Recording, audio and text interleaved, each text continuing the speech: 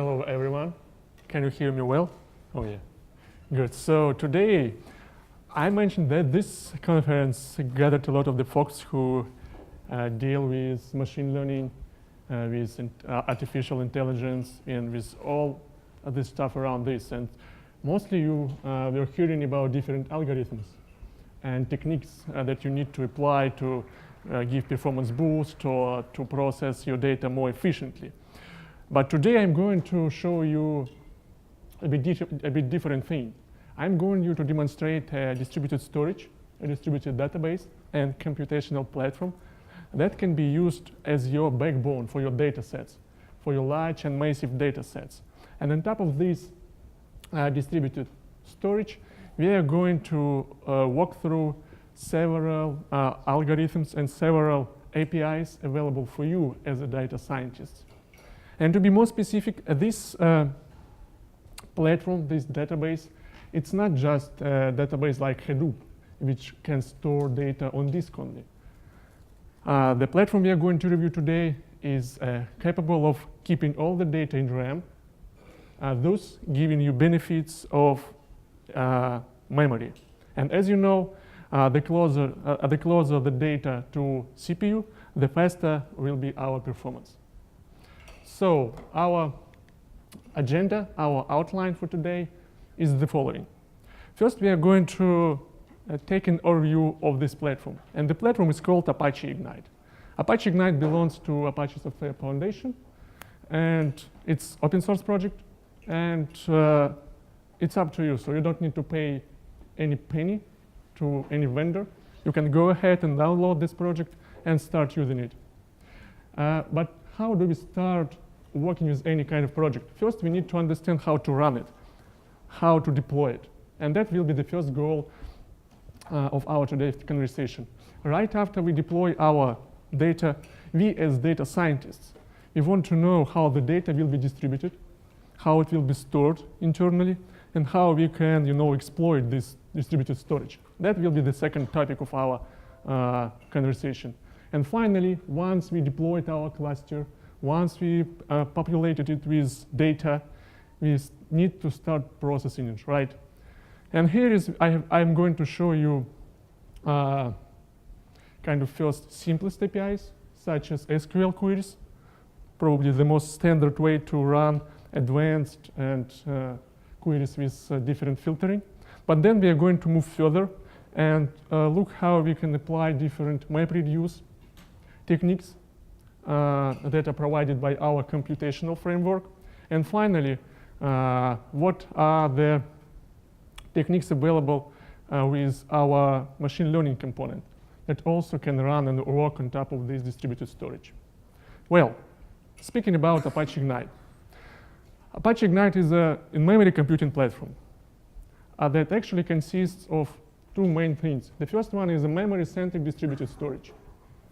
And memory-centric storage implies that memory, RAM, is treated as the full-fledged storage where you keep both data sets and your indexes. Then, if you cannot fit all the data in RAM, and most likely we, as data scientists, will not be able to do this, right? You can offload some data to disk. And speaking about disk, here we have two options. The first one, you can use Apache Ignite native persistence that is fully integrated with the overall memory architecture.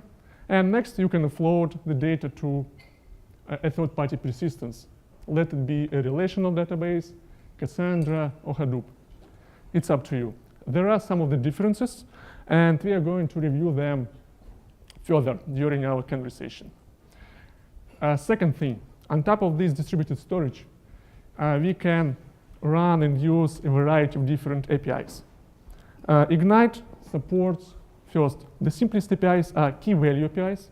Like if someone of you have ever used Redis, Hazelcast, or Gemfire, you know that by using those APIs, you just need to know a primary key, and that's it. And this is how you're going to interact with your storage. This is also supported by Ignite. Next, we have SQL, so which is really great for the guys who are coming with strong SQL background.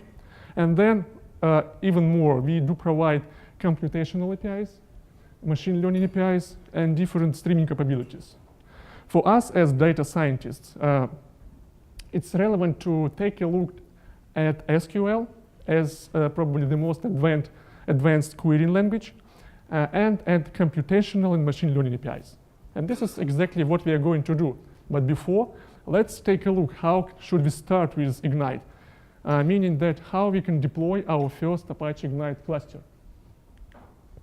Speaking about the cluster, every type of distributed storage, it works in a similar way. You need to give the storage a number of machines that are usually distributed across a network. And then every machine that is deployed on a physical box or in the cloud, it will be able to find out each other and form this united cluster of machines. This is exactly what you can see on this diagram. And right after you have your cluster connected, you can open an access to it from your applications. And in Apache Ignite, we have two kinds of cluster nodes. Under a node, I mean a special process, Apache Ignite process, that is capable of storing data and processing it, or is able to connect to a cluster. So the first type of nodes, we call them server nodes. And those are your, nodes actually are used for as a data storage or as computational units. So once you have all those nodes connected, you can push all your data into this cluster.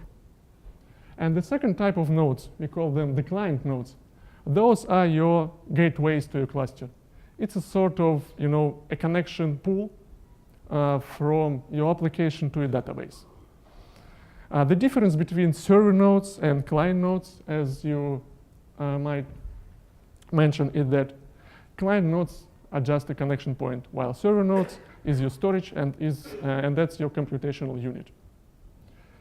Speaking about the deployment options, where can we deploy our cluster? First, on your local laptop. And this is actually what we are going to see today during this workshop.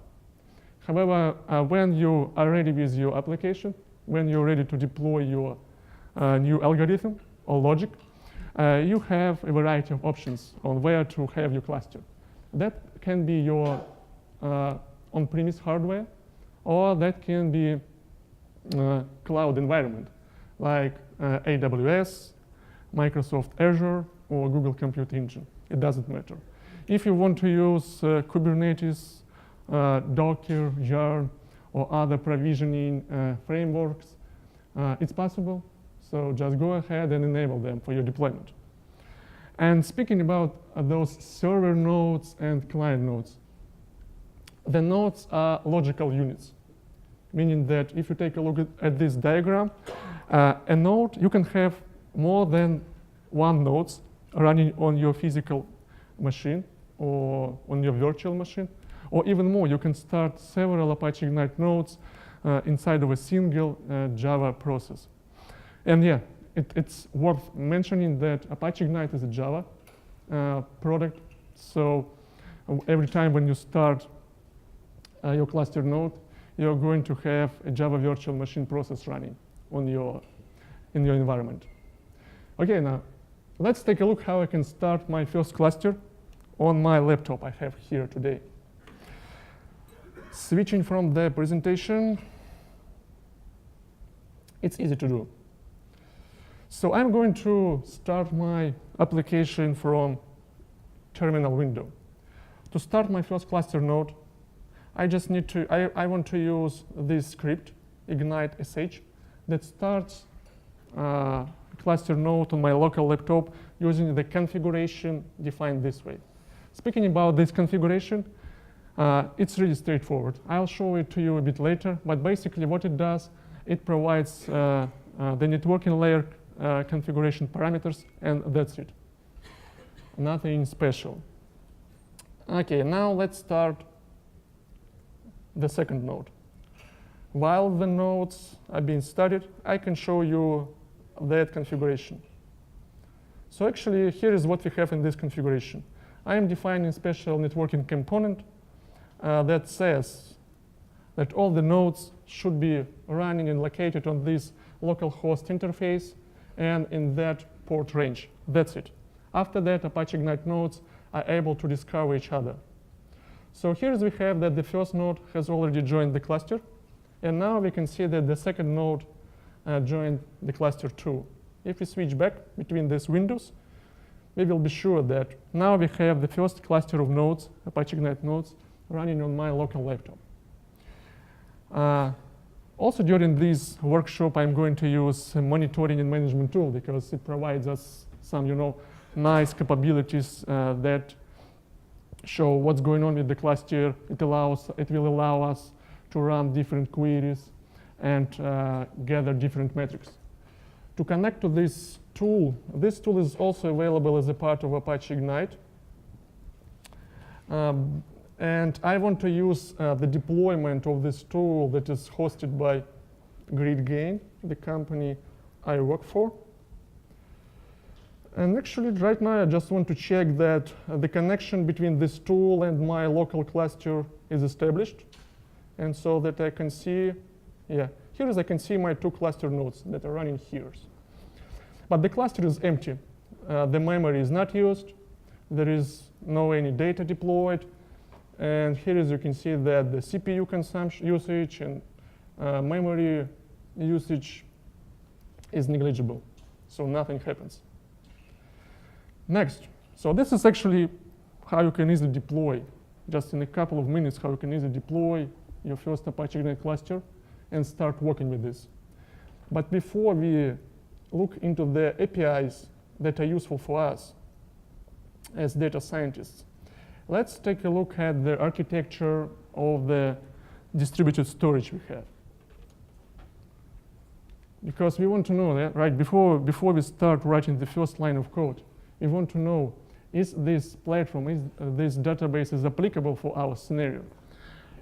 Is this platform capable of storing all the data on disk and RAM? And is this platform, can this platform give us any guarantees that are required for our use case? And speaking about storage, so as you already know, the storage is distributed. So if you take a look at this diagram, you will see that we can have multiple nodes. There is no any limitation. You can have a cluster of dozens of nodes, of hundreds of nodes, or thousands of nodes. And all the nodes will distribute the data evenly across all of the machines you have. How do we do this? Ignite implements so-called partitioning algorithm. Like most of us know about sharding, right? Where every shard belongs to a specific node. We call it partitioning, and because partitioning works in a bit different way. So actually, let's take a look at, let's imagine that we have 4 cluster nodes running, and we decide that, okay, here is our data set that, for instance, stores temperature measurements. And now we want to distribute all this data set across a cluster of machines. How do we do this? First, this data set will be split into a constant and finite number of partitions. Like on this diagram, we suppose that there are 4 partitions available across our cluster, and inside of these partitions, we have all our data. And all these partitions are distributed across the machines we have, which is good. Because now, when you start running your computation logic, the workloads will be distributed as well, because the data is located in different places. However, what happens if you lose any cluster node? Like, imagine, let's imagine that we just unplugged a switch, and this machine went down. And here, as you can see, that we lost partition B with all the data that was inside. So what can we do about that? Sure, we can increase a so-called replication factor, which is the number of backup copies of every partition you have across your network. And it's easy to do with Ignite. You just need to tweak a special configuration parameter. Like here is we increased the number of backups.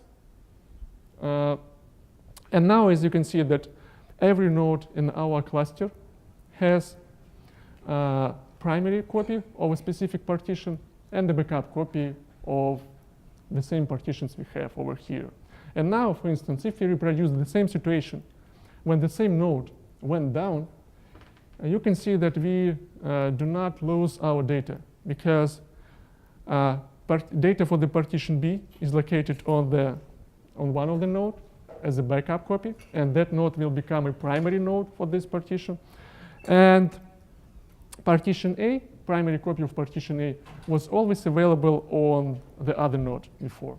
So this is how you do care about the replication. Next, when the data is distributed across the cluster and when you set up this replication factor, you want to know how much data I want to store in RAM, and do I need to store the data on disk, and how all this stuff works in Ignite. In Ignite, we have the memory architecture that is implemented in Ignite is called durable memory architecture. Why durable? The durable, it means that if your whole cluster goes down, it doesn't mean that you lose any piece of data.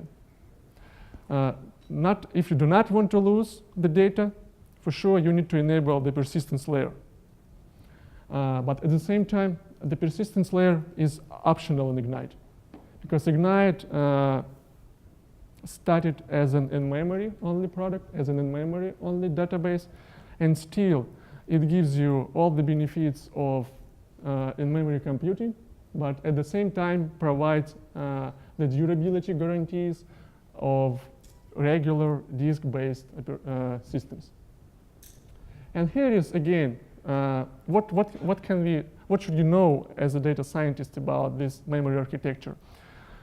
First, once you enable disk layer, all the data you have, all the data you're going to process in your use case will be stored and located on disk. Disk is not a swapping layer like in many distributed systems. It's a kind of, the disk will store a full set of data you ever put in your cluster. But then, what's about memory? In memory, you will have either the same copy of data that is on disk, if you can fit all the data in memory, or you will have a subset of the data in memory only. And the benefit of having data in memory is that you just can accelerate the performance of your calculations, of your algorithm, because data is closer to CPU cores, which means that CPU cores are going to spend less CPU cycles to get data, and calculate on your data set.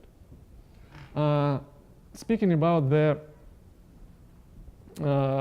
memory limitations, there are no any memory limitations because, yes, Ignite is a Java platform, is a Java storage, but all the data you store in memory, in RAM, is located outside of Java heap, which means that you can store and keep and process terabytes and even petabytes of data in your single Apache Ignite cluster.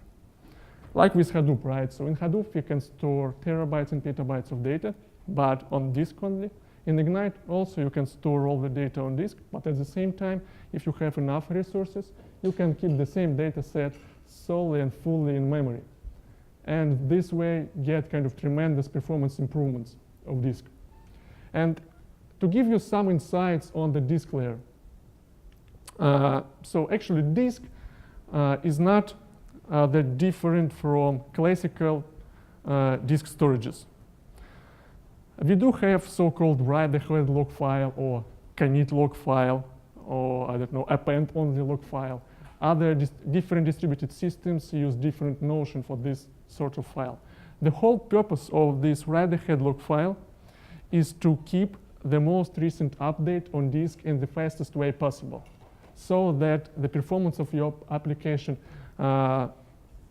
is not sacrificed. once you enable the disk layer. And if you take a look at this diagram, we can see that, let's imagine that this is our individual cluster node, one of the nodes that is already running on my laptop. And then some update operation comes to this node. First, the update will be written to memory, to your memory layer, to your memory tier. And right after that, this specific update will be appended to the write-ahead log file. What's next? After that, this server node will send an acknowledgement to your applications so that your application can keep executing the rest of the logic it has. And then, over the time, when there are too many updated pages in RAM, we are going to execute so-called checkpointing process. Like if you know Cassandra also does this. Like when Cassandra tries to flush mem tables to disk tables, and we do something like that. But we are flushing dirty pages from RAM to disk. Why do we need to do this? First, write-ahead log file is not efficient, because if you need to restart your cluster nodes, or if your cluster nodes just failed and you need to bring them back, then it will take a long time, to replay the write-ahead log file. Putting all the most recent changes across partition files you have. And when we execute the checkpointing process, we just put all those updates from RAM to partition files on disk. And after that, we can remove old chunks of write-ahead log file so that we can reuse our disk layer more efficiently. And a couple of words about these partition files. You do remember the previous diagram when I showed how we distributed partitions A, B, C, and D across a cluster of 4 machines. And every partition owner will have a partition representation both in memory and on disk. And on disk, all the data related to the partition will be located in a specific partition file. That's all you need to know about partition. So now let's, before we get to the next, to the APIs, let's take a look how we actually can create the first storage in our cluster. And I'm going to use standard examples that are available for everyone who just downloaded Apache Ignite and wants to use it. And this first example is pretty simple. Here is we are going to connect to our cluster using the same configuration. And I am going to create the first cache. So in Ignite, we use a term cache to define a kind of the place when you store a domain-specific data. Like in the relational world, we have tables. In Ignite, we have cache. This is actually explained because Ignite initially, as I mentioned, Ignite started as in-memory only storage. But now we do have the persistence layer. But anyway, we still keep using the same term for our for our tables. We call them caches. Okay, so I'm going to create this first simple cache, and I'm going to put data into it using basic and the most straightforward key value APIs. Okay, while this example is being studied, let me give you more insights on what's going on inside of this application. So here is what we are going to do. We are just going to randomly generate 20 keys, and we are going to write them into our Apache Ignite cluster. And then also we can do the same using a bulk operation. Like we want to create a batch of keys and values, and we can put them into our cluster again. This is how it works. Okay, here is we can connect to our cluster, and we could populate some data there. But now I want to demonstrate you what happens if we, for instance, kill one of the cluster nodes. And what happens to the data if we do not have a backup copy across our machines. Because in this configuration, you can see that we created cluster, or we created the cache by just giving a name for it. That's it. But we ignored the fact that we want to store, we want to set a replication factor, which means that if we kill one of our server nodes, we will lose a subset of keys we put into the cluster. Okay, so what I'm going to do right now. First, I want to connect from my sample application using the client mode so that this application doesn't store any piece of data locally. I want those two nodes that I have here running to store all the data set I have. And next, also, I want to remove this try catch operator so that the cache is not destroyed at the end of the example computation. Well, let's run this example one more time to see what's going on. And here is also, if you go back to our cluster of 2 server nodes, here as we can see that the cluster topology changes all the time. You can see that our application connected to the cluster as a server mode. It did something with our cluster and disconnected here. And now you can see that again, our application connected to the cluster in the client mode. And again, it got disconnected. So which means that our cache should be up and running. Let's go back to our monitoring tool. Okay, and here as we can see this cache deployed. And we just have some entries over here. Now, if I go ahead, but anyway, if you take a look at this example, you will find that we do have 20 keys in our cluster. But what happens if I kill one of the cluster nodes? And now I want to run the same example and double check that the data is still here. First, I don't want to put any data back. I want to read the data only.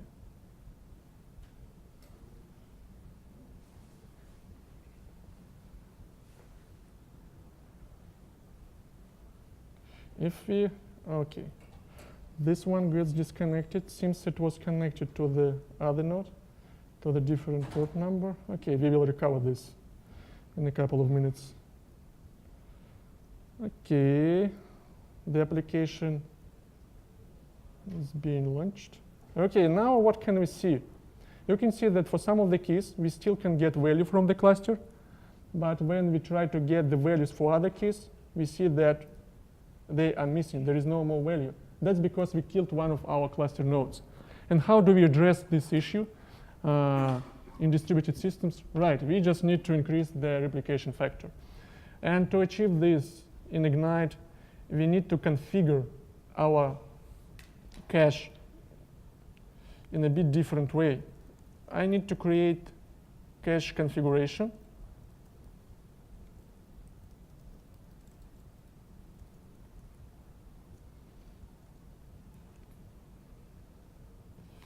I'm going to use the same name, but finally, I want to set increase the number of backups. I want to have one backup copy in my cluster so that if I kill my cluster node once again all the time, the data will be still available for usage. Well, so and now we need to start this cache in this configuration.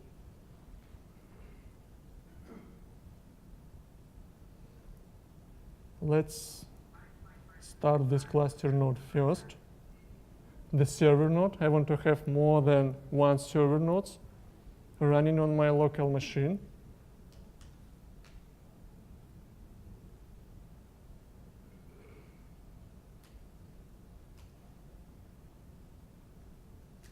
It takes some time, you know. Something's going on with my Mac, and usually it takes a couple of seconds to spawn a new cluster node locally, but my laptop needs some help. Well, so now we have, we is connected to the cluster. Let me go ahead and kill this cache. Yeah, I want to kill it first. And now I want to start the same example. I want to put the data. And now we have one backup copy for every data.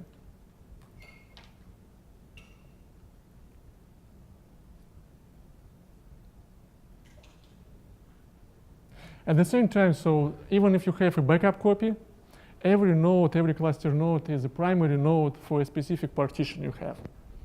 Like this is being a primary node for a specific partition implies that you will accept all the updates that are going to this partition, and you will process computations and queries that are intended for the data stored in this partition. At the same time, when you update, let's say, when you update a data stored in a partition and you have more than one copy of this partition, depending on the synchronization parameters, you might have the following configuration. If you want to have asynchronous updates of all the copies across the cluster you have, then you need to enable so-called full sync mode, when an operation will be supposed completed only when the data gets updated on the primary node and on all the backup nodes, on the backup copies you have. Or for instance, if it's enough for you to get the data updated on the primary node only, you can enable so-called primary sync updates or async mode in general. It depends on your use case, but there are many options. Okay, so we preloaded the data back, and now let's do the same exercise. Now I want to kill, again, one of the cluster nodes.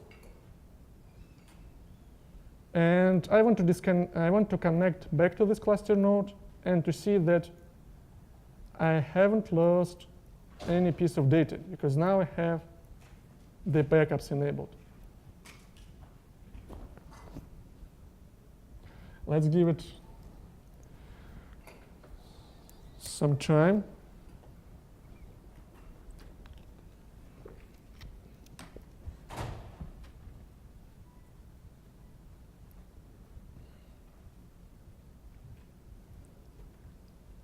Okay, good. Now we are good. Now you can see that we have only one cluster node.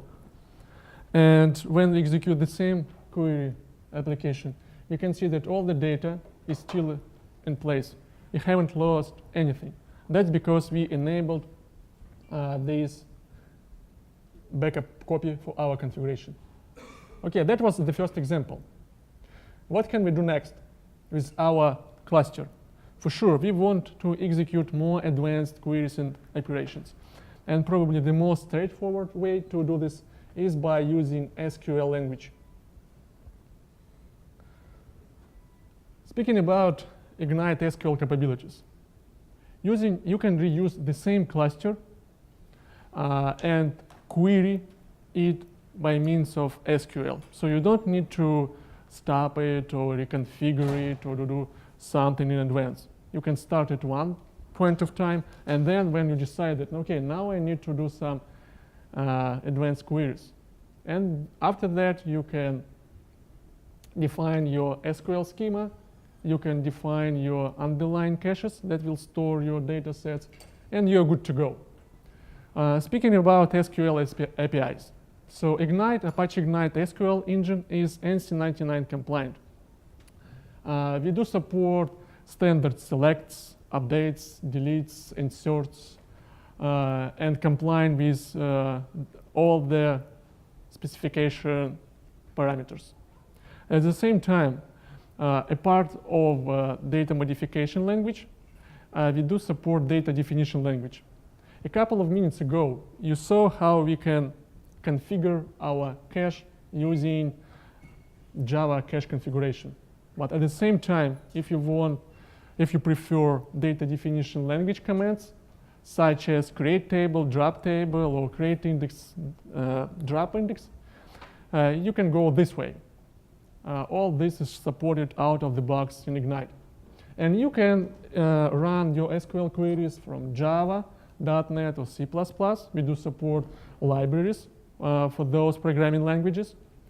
But at the same time, it's easy to connect to Apache Ignite cluster from your favorite programming language, let it be Python, or from some analytical tool, such as Tableau. This is feasible because Ignite provides special JDBC and ODSC drivers. And now, speaking about the connectivity. So, as for speaking about the connectivity, again, you can do this easily from your Java source code or from any other major programming language.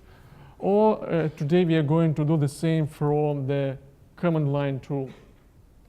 And in that command line tool, we are going to use, for that command line tool, we are going to use JDBC driver.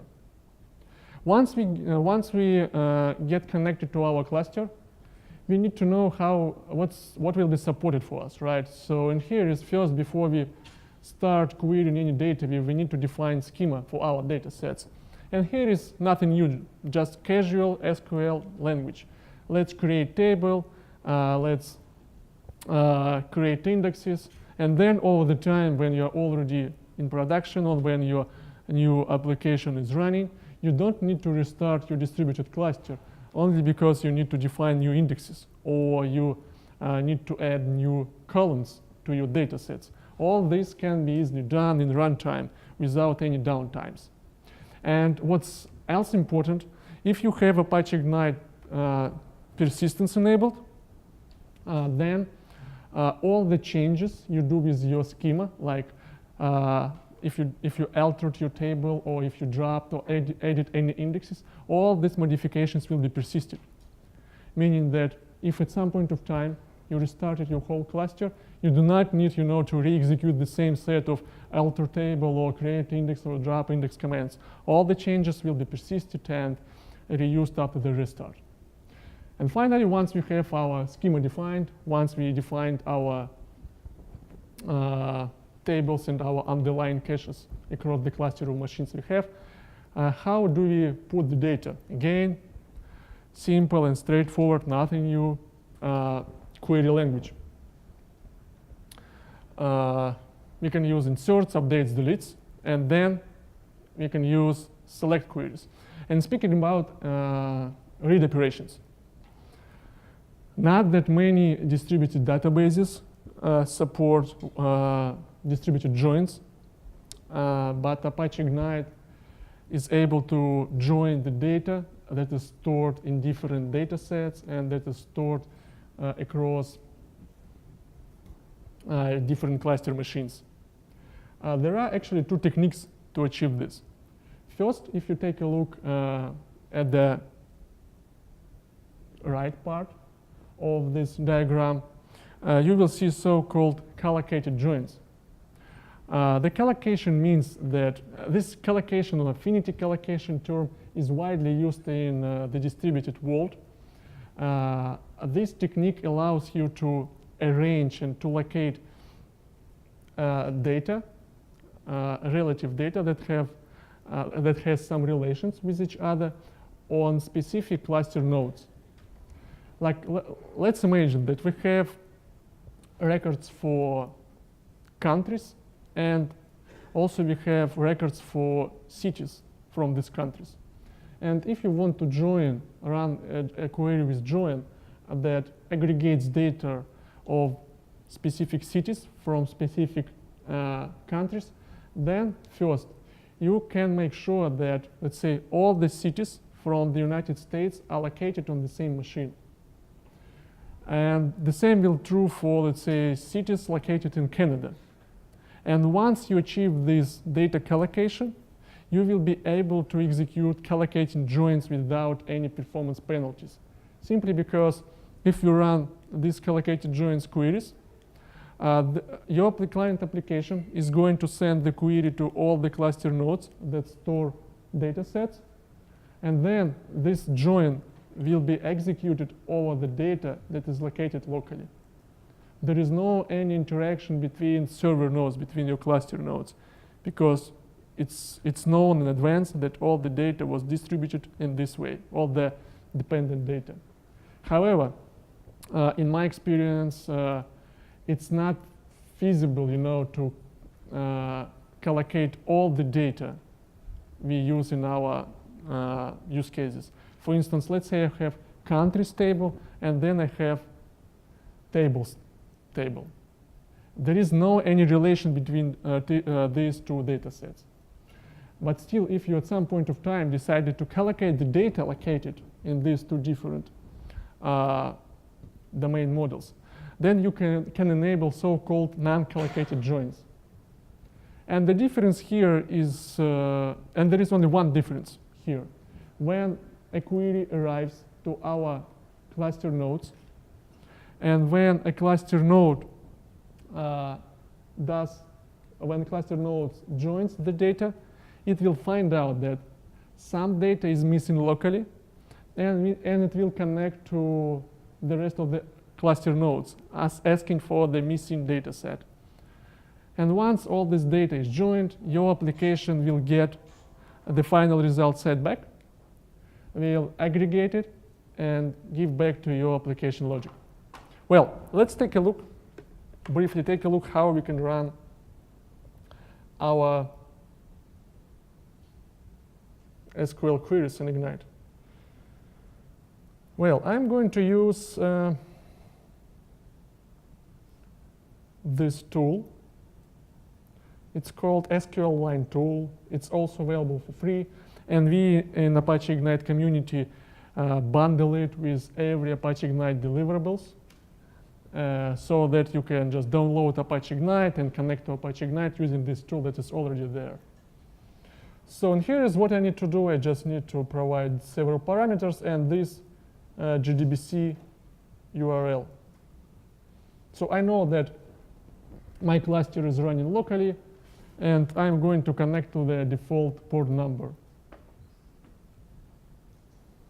Oops, I could not do this. What does it say? Failed to connect to the server. Yeah, it couldn't connect. Probably the port number is busy. Yeah, I need to start this one. Oh, I need to override. By default, the nodes are getting bound to a predefined port number, which is 10,800. But we can try to connect to this. Let's try to connect to a different one.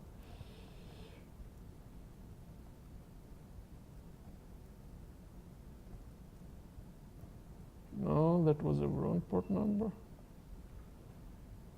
What's right port number? Okay, let's do this exercise one more time.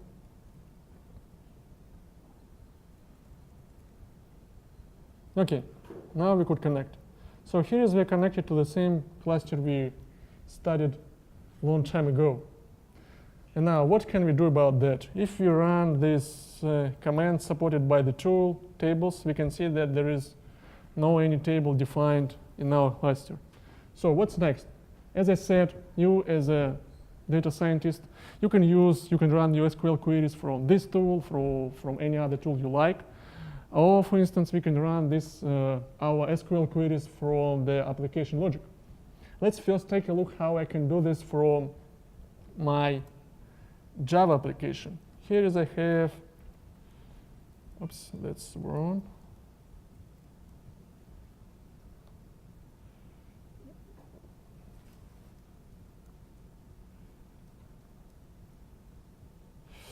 And then DD. Okay, so here is what I can do. What can I do? So we are going to connect to our cluster again using the client application. Client connection, I'm going to define the city table. That's going to be replicated cache so that every node will store the full copy of the data we have. Then we are going to define the simple table. We are going to insert the data there, and that's it. And we are going to query this data. That's all. While this is happening, while this application is being studied, okay, so here is an illegal argument. I also want to preload some predefined SQL script. So, for instance, here is I have somewhere this script.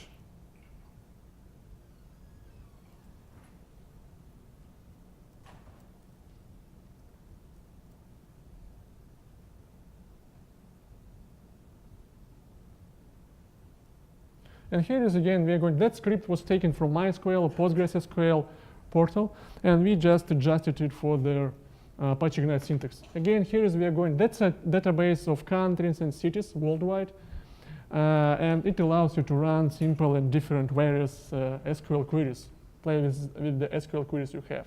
So we are going to define several tables, country, city, and country language. And here is the main point to pay attention to. That's all standard for every SQL engine. But here is we have some things specific for Apache Ignite. For instance, this is how I define the type of the data distribution. We are saying that the data will be stored in a distributed cache, in a partitioned cache. Partitioned cache means that I'm going to have one primary copy and one backup copy on one of the cluster nodes. Another type of caches we have in Apache Ignite is a replicated cache. A replicated cache is the cache when you have a primary copy, as usually, and every cluster node stores a backup copy of the data. But here is we don't need to have this. We are going to have a primary copy and backup copy. Next, for city we do the same. We say that that's going to be partitioned cache with replication factor set to 1 backup copy. But at the same time, we are saying that city cache will be collocated with our countries. What does it mean? In city cache, we have country code. It's a sort of a foreign key, right, in relational databases. But in Ignite, it's used also for affinity collocation. So when you start putting your cities into the cache, Apache Ignite will take the value of this key and will calculate the location of a country the city belongs to. And this is exactly how you can achieve the affinity collocation. Let's say that we have the United States stored in one cluster node, and then we start putting cities from the United States into our cluster. And all the cities will be placed to the same node where the United States are, simply because all of them will have the country code field equal to the ID of the United States. And the same operation will be done for Canada, for China, and for India, and for the rest of the cities we have in our cluster. And then after that, we can execute collocated joins over our data, avoiding any possible noise over the network, because all the data will be located locally on all the nodes we have. And here is again, now we are going to populate the data using insert commands. Before, as you remember, kind of 20 minutes ago, you saw how we can put some data using key value APIs. And here is you can do the same using SQL statements. Several options, depending on your use case. Okay, so let's take a look at the results of the example that we were running before.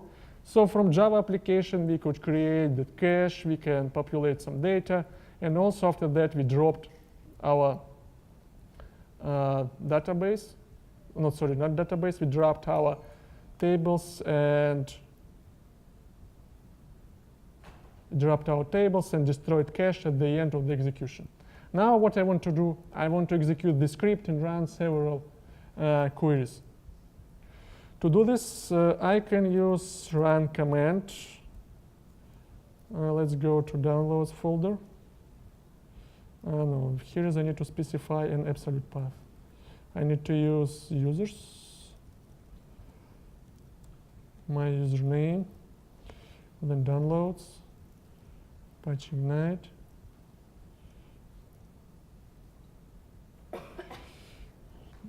is it? So where is it? Where are you located?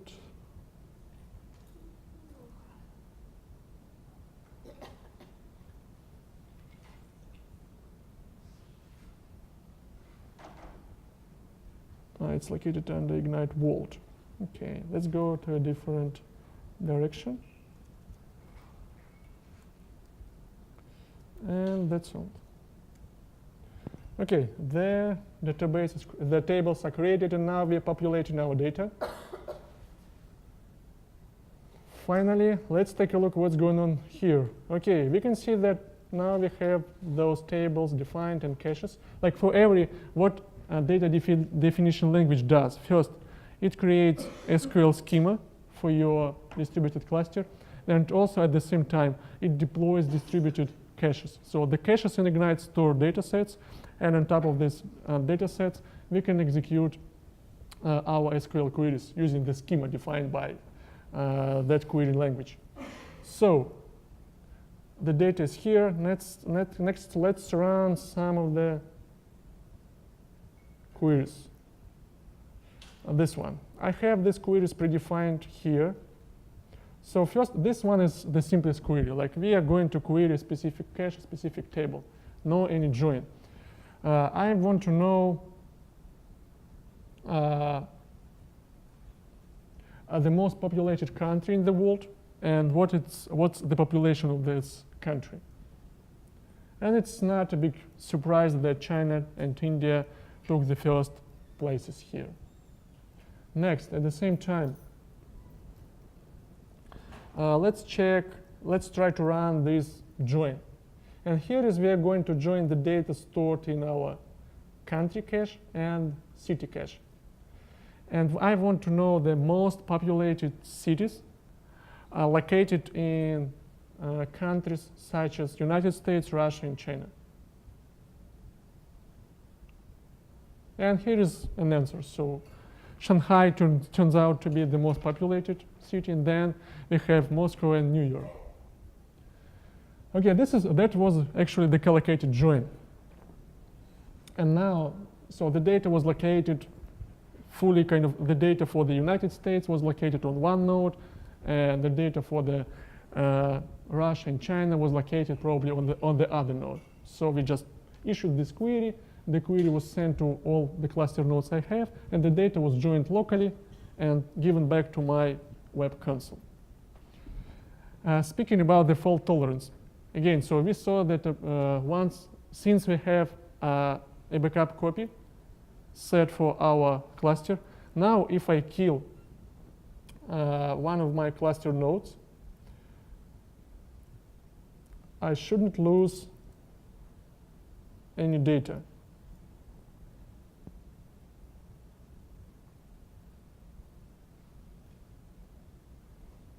Okay, we executed the same query, and you can see that we are getting the same result set. But now we have only one cluster node. We killed one of the nodes explicitly, but still all the data is still here, and your applications, our applications are not affected, which means that, okay, now we have fewer nodes, but anyway, the whole architecture, the whole solution is up and running. Now it's time for your IT folks, to come and to recreate some of the cluster nodes. That's it. So, and actually, we have two quick modules left. That was kind of the introduction, how we deploy, how we use our storage, and how we can query this storage using advanced languages such as SQL. And next, I want to show you other approaches that are available in Ignite, because we as data scientists, usually we process large amounts of data, and most likely we cannot, get all this data back from the cluster side and move it to our application side, simply because result sets might be really, really big. And here is we have so-called distributed computations. In Apache Ignite, we have a special module that works on top of this distributed memory platform. We call it Compute Grid. But in real life, it's the same thing as a MapReduce framework or fork-join framework. The idea is the same. You need to write your computation logic, and then this logic will be sent across the cluster nodes you have. If you take a look at this diagram, here it's assumed that this computation was split into a couple of jobs or subtasks, and we leveraged all the resources available in our cluster. For instance, where this might be useful, I can give you kind of a real-life use case. There is one of the banks that use Apache Ignite in production, and before migrating to Apache Ignite, the bank had to execute a pretty casual operation. Once a month, the bank had to iterate over all the all the accounts, like all the deposits bank's customer have, and to apply some interest rate to those deposits. And the previous architecture was based on Oracle database, and the bank has to get all the data back from the Oracle, process it locally on the side of different applications so that the interest rate is applied, and then bring all the data back. And the bank has had to do this for the dozens and hundreds of millions of records. And usually that operation was done late night, and it took the bank around 2 hours and 30 minutes to accomplish this task. But once the bank moved to this MapReduce-like approach, they decided, why do we need to bring the data from our cluster to our applications? Why don't we just write the logic that will be distributed across all the cluster nodes we have, and that logic will walk through the local data and apply all this interest locally, avoiding any data movement across the network. And once they followed this approach, they could complete this operation in 10 minutes, simply because they avoided data movement across the network. And that 10 minutes SLA was achieved without any special optimization. They just leveraged from the standard MapReduce approach when they needed to process millions and dozens and hundreds of millions of records stored in the bank's cluster. And for sure, we can do the same for our research projects, right? Because usually we also have to deal with petabytes, hundreds of terabytes and petabytes of data. So sometimes it's not reasonable, and sometimes it's not applicable, to run an SQL query or q-value operation that will bring the data to our application. And this is when you can write your computations. And one of the cool things about Apache Ignite that makes its MapReduce framework different from other frameworks provided by different systems like Hadoop, for instance, is that you do not need to preload your computation logic to your cluster nodes. Meaning that once you started your cluster nodes, then you can write your and execute your logic lately. You don't need to restart your cluster. You don't need to update your classes of your computation logic. You just can write it, and all this logic will be deployed on demand. We call this feature zero deployment over here, which means that when you run a computation, when this computation arrives to your server nodes, to your cluster nodes, and when this computation is being deserialized back into a Java or .NET or C++ class, and if this stuff is not available locally in the local class path, then those nodes will ask for this class definition from the computation initiator. And this class, the bytecode of this class, will be preloaded over the network, and this is how then this cluster server node will be able to deserialize it and execute your logic. And then, what's more important, all of the time, if you decide to update this calculation, this logic, you also do not need to touch these cluster nodes. You just need to update your application that sends this logic, and that's all. When the new version of the logic arrives to our cluster nodes, the server nodes will kind of figure out that the version was changed, and they will reload the new version from your application. I'll show you how it works in practice. So basically, again, here is we have our Apache Ignite cluster. Let's bring back our poor cluster node that we keep killing over the time. I want to have at least 2 cluster nodes on my laptop. Well, and now to give you some understanding on how we write computation logic, how we write our computation tasks in Apache Ignite, I'll show you this simple example. It's called compute callable example. Okay, and here is we see this line again. We are connecting to our server nodes using the same configuration that is used here. Let's double check. And this configuration, as I've shown you before, just has some different networking parameters. And now I want to write my computation logic. For instance, I think, no, let's take a look at the different one. This one is a bit more advanced. I want to show something a bit more, something simpler. Okay, this one. Okay, we are connecting. And here is, I want to do 2 basic things. First, I want to broadcast this message to all my cluster nodes so that they can just print it out remotely. We are going to write this Ignite runnable.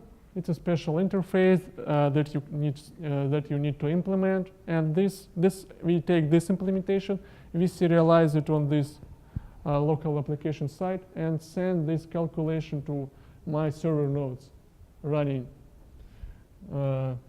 in different processes. And that different application, here is we want to get some callback from as a result of our calculation execution. And simply here is we need to implement Ignite callable, which requires us to return a result. And here is we are going to send this computation to all the cluster nodes again. And every cluster node is going to report its unique ID, identifier. And also it's going to return some other information such as operating system, version, and other parameters. And this information will be received by our local application and printed out over here. And what's else worth mentioning in this example? These classes of these 2 anonymous classes, computations, are not available in the class path of these 2 nodes. Meaning that once these 2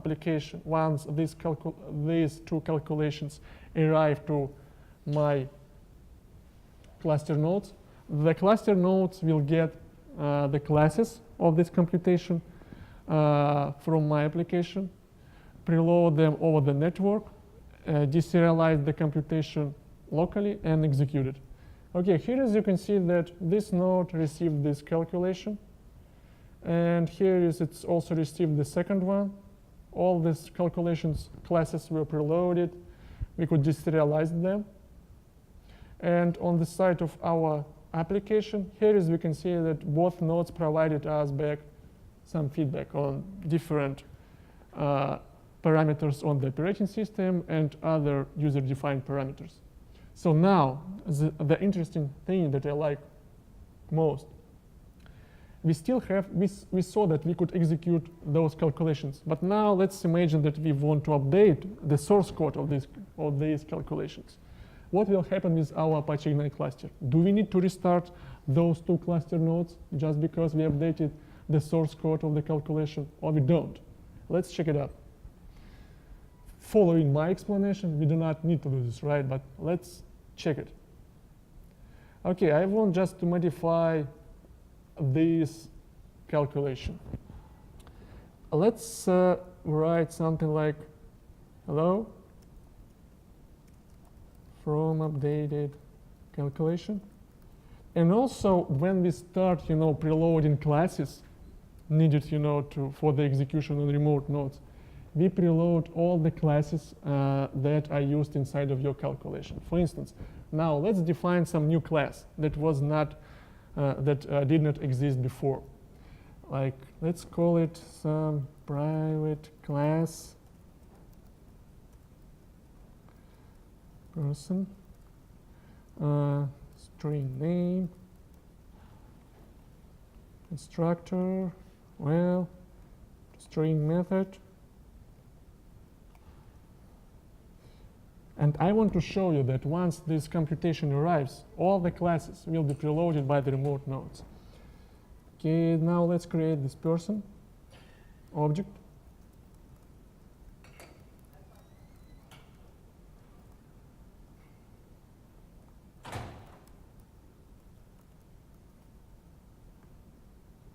What's wrong?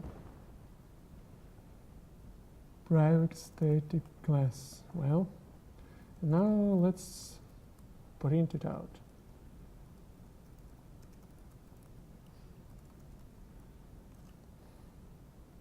Well, let's start this example, this application one more time. So what will happen with our remote cluster nodes?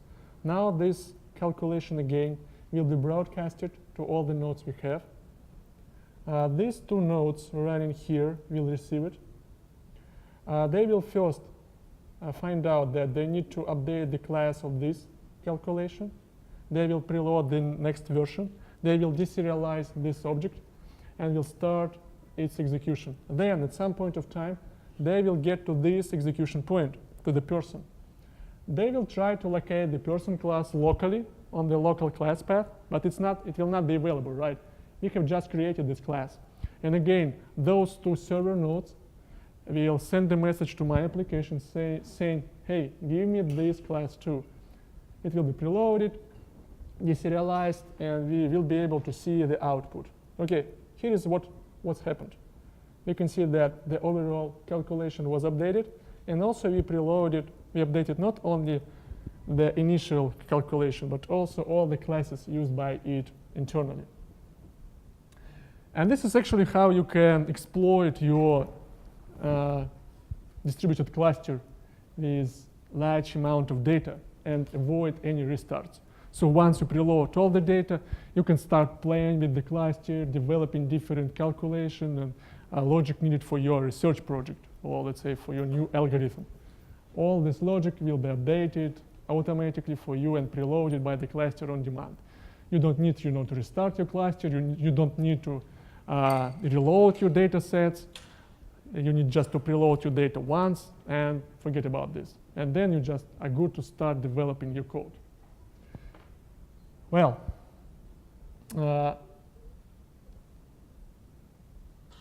that's compute grid. And now we are moving to the next level of APIs. Actually, once you get your distributed storage and once you have your data preloaded, you already can use, let's say, SQL or compute grid to write your algorithms and to write your advanced calculations. And also, we spoke to many different Apache Ignite users, and we were surprised to know that having our distributed storage and compute grid on top of it, it was enough for many of them to develop different algorithms and calculations needed for research projects. But at the same time, they asked us, dear Apache Ignite community, could you kind of simplify our life and to develop some machine learning framework on top of your compute grid and functionality and your data storage? And eventually, we decided that, yes, why not? So it's feasible. And we started thinking of adding machine learning APIs on top of the storage and compute grid we have. But first, before we start talking about machine learning specific APIs, let me just briefly give you an overview of their component that was developed outside of Apache Ignite community. That's component called genetic algorithms. And actually it does, it can be used, for in different, it can leverage from biological evolution simulation in order to predict different things and in order to predict different calculations. But by just emulating biological evolution, you can write different algorithms applicable in financial sector, in logistics and retail. And this is actually, and this component was written by one of the guys who uses these genetic algorithms in production. And they just take our compute grid component that we've shown before and developed special API on top of it. And basically this API consists of three main things. The first one, there are three main types of computation, like fitness calculation, crossover, and mutations. All these are basic Java code that you write and that you execute in your cluster. And then in your cluster, you need to store data set of chromosomes and genes. A chromosome is your final solution. This is something that is good for you to use as the final result set. And usually every chromosome consists of many genes. And then if you are not satisfied with your solution, you can combine different chromosomes and produce different population. Actually, this is what was done, and this is what can be achieved with this component. So if you are interested in it, you can go ahead. It's we have a link to it on our main Apache Ignite site. You can go ahead and try to use it for your own needs. But next, what's available inside of what's delivered as a part of Apache Ignite distribution is the machine learning component. We call it machine learning grid. Actually, it consists of two main things. The first one is distributed core algebra, which is the foundation for the rest of the algorithms we are building on top. And this distributed core algebra allows us, to distribute it, to create different matrices, to distribute these matrices across the cluster of machines, to do the different calculations with using basic functions. And then on top of this distributed core algebra, Apache Ignite community has been being developed, is developing different algorithms, such as k-means clustering, logistic and linear regression, and going further, we are going to release more and more algorithms that are needed, that are widely used by data scientists and researchers. This module is presently available in beta state, but why in beta state? We decided, not to follow a way when some component is being developed internally and then it's being released to the outside world. And actually it's impossible, it's almost impossible if you are a part of the open source community. So this component was developed openly from the very beginning. And now if, for instance, you also curious to develop your own distributed algorithm, or you want, to contribute to this distributed framework, this machine learning framework, you can come to our community and we will welcome you warmly. At the same time, if you are ready to, at the same time, we are looking for the feedback for this machine learning computations. So that download it, try to use it. Now we know that some financial systems, banks, start applying it in practice, but usually those are the banks who already were on Apache Ignite in production. So they used Apache Ignite, let's say, for different calculations, as a mission critical platform, as a replacement of a classical databases, but now they need to implement different fraud detection algorithms, and they start using this machine learning grid in practice. But I think that once this machine learning grid becomes more mature enough, we will be happy, to announce it kind of in the GA availability. But now we welcome every one of you, to come to our community to try and to start to try to use this component in practice, or what's even more exciting, to contribute to this component. And probably the final example I have for us for today is just, I want to run the simple machine learning algorithm. So all the examples I show you today are available again as a part of every Apache Ignite distribution. And here we have like different packages for a variety of functionality, for a variety of APIs available in Ignite.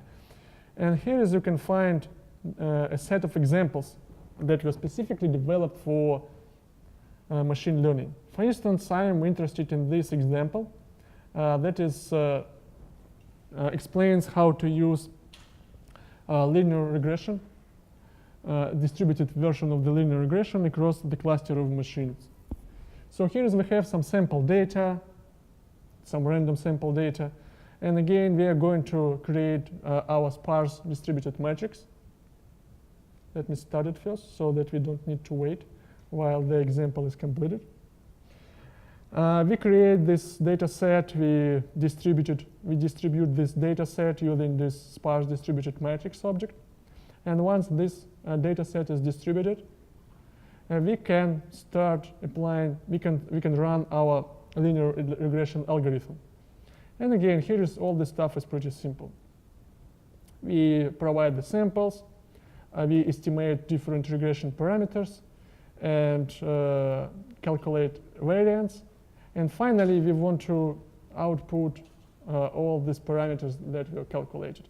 Pretty standard API that you also can find in different frameworks.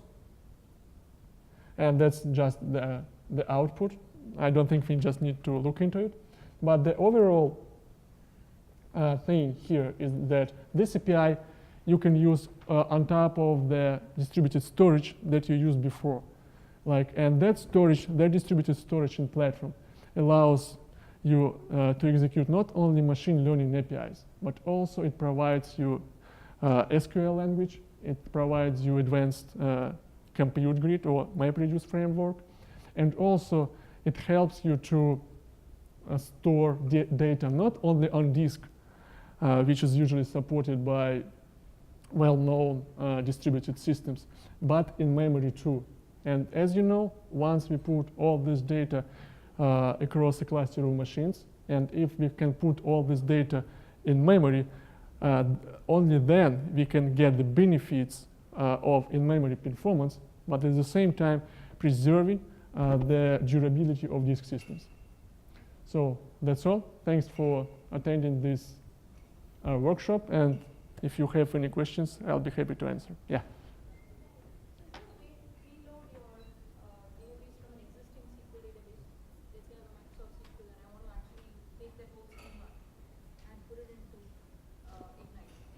So the question is, if I have some existing database, like SQL database, how can I get data from that database and put it into the Ignite? It's easy to do. So, and basically today we were looking into the Apache Ignite native persistence, which is our own persistence. But at the same time, you can use that database as your persistence layer, meaning that all the updates that will happen at the Apache Ignite layer, they will be synced up to your database automatically. So this is what we can do.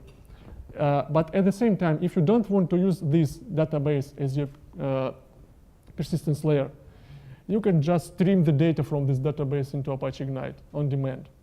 Or like when this database was updated, you can just send these updates to your Apache Ignite cluster. There are various options. And even more, if you're migrating from the database to Apache Ignite completely, Apache Ignite gives you a special migration tool that can connect to your database, import SQL schema from it, and apply this SQL schema for Apache Ignite. So it will recreate all the tables, all the indexes you had in that database, and after that, you can run a simple application that will connect to the database and preload the data from it to your cluster. And one more question. The reverse serialization that you said, does that work even if my application is written in, say, C++? Yeah, so the next question is about serialization. So we've seen that example when my computation was sent from one Java application, and the computation was preloaded and deserialized on the other nodes. And the question is, do we support this for C++? Presently, this, we call it peer class loading deployment, is provided only for Java and .NET. Meaning that if you use Java or .NET, then you don't need, to worry about the classes availability on your server nodes. But if you use C++, you have to put all the C++ logic across the cluster of machines you have. You're welcome. Any other questions? If you use it in Impala in the tables, does that work with Ignite. So the question is, can Ignite be used with Impala? So actually, Ignite is it's kind of a storage on its own. So like we distributed storage and computational engine, but at the same time, I do know that there is a special component in Ignite available that it's called Hadoop Accelerator. So it's a sort of in-memory layer that you can plug in between your HDFS and your Impala application. And the performance improvement will be in the fact that you can keep data in memory, and plus you can use our advanced MapReduce framework. Not the one I showed you, but we improved the MapReduce framework of Hadoop. So you can try it, but I cannot guarantee you any kind of performance improvements because this is usually depends on a use case. Some of the users I know, they by using this Hadoop accelerator, they could get 2x or 3x performance improvement, while the others could even get performance degradation simply because their use case was not applicable. How does interact with Spark and Scala? Is it type of NoSQL database? Yeah. So how does Apache Ignite interact with Spark and the Spark framework, right? So in Scala. So speaking about Scala, you can use Scala with Ignite. So we do support Java and Scala. As for Spark, Spark is a good and well-known computational framework, and actually we are integrated. There is a kind of an integration between Spark and Ignite, meaning that Spark can use Ignite as a data storage, the same way as Spark uses HDFS, for instance.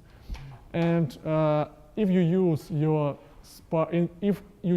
Spark RDDs, then those RDDs can be mapped to the distributed caches you have in Ignite. And you can execute different RDDs operations, and you can execute SQL queries provided in Ignite from your Spark application. And also, I do know that some of the Apache Ignite community members, they are working on the support for Spark data frames. So that if you use data frames, again, those data frames can be mapped to Apache Ignite distributed caches. And also, the data frames API will be integrated with our SQL engine so that you can tap into the SQL capabilities provided by Ignite. Is it type of a NoSQL database? It's a good question. So actually, no, Ignite, I cannot name it NoSQL database because actually you can work with it as with a SQL database.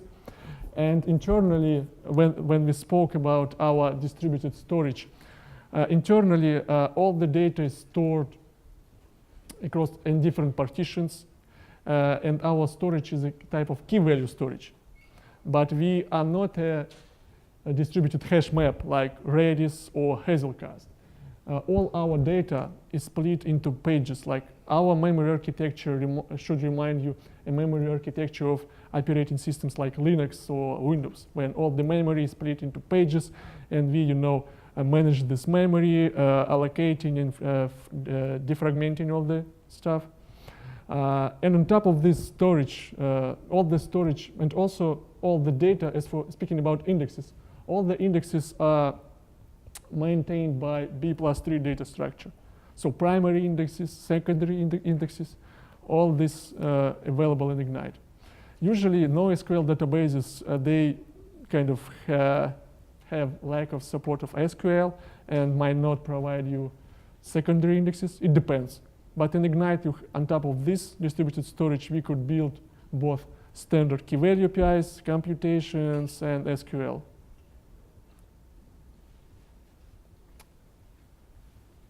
Okay, so